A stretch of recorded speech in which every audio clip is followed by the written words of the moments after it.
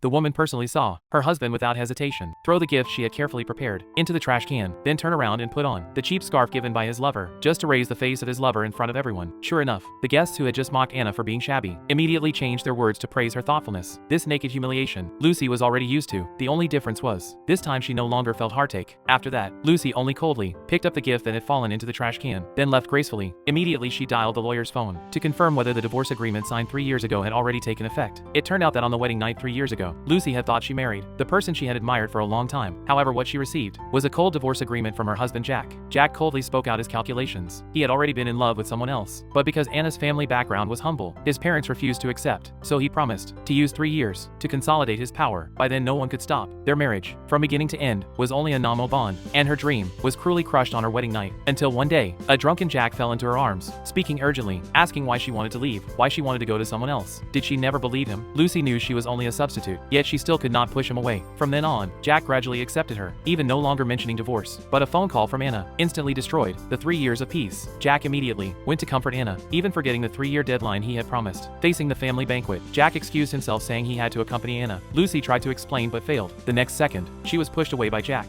her head hitting the wardrobe. At that moment, Lucy finally understood. She was only the lingering shadow of the feelings in his heart. Yet fate did not stop tormenting her. Her mother-in-law set up a banquet to question her alone for not being able to bear children for 3 years, even forcing her to swallow fertility medicine. Lucy firmly refused, because all these years, Jack had secretly made her take contraceptives. She understood Jack never intended to let her have his child, so her mother-in-law angrily used family punishment. The whip fell on Lucy's body until she fainted, while the man was on the phone accompanying Anna and her sister. When Lucy was sent to the hospital, Jack then questioned her why she did not call for help, but received Lucy's cold response. She believed she was never important in his heart. Even if she cried out, no one would respond. But strangely, in the following days, Jack began to take care of her carefully. Even when applying medicine for her, he revealed long-lost affection. Yet all of this was interrupted by the sudden arrival of Anna. Jack hurriedly pushed Lucy away, once again choosing the old lover. Soon came Jack's birthday banquet. Lucy appeared with the gift she had prepared half a year ago, only to personally see Jack and Anna making a grand entrance. While she seemed like an outsider, when it was time to present gifts, she solemnly handed over a luxurious watch, but Anna presented a cheap street stall scarf. Instantly, the guests burst into laughter, yet Jack deliberately wore the scarf in public, saving Anna's face, even throwing Lucy's gift into the trash can, because this was the cruelest trampling of her dignity. But Lucy did not get angry. She only calmly retrieved the gift, then gracefully turned and left. But she did not see Jack behind her, unable to help himself from taking off that scarf.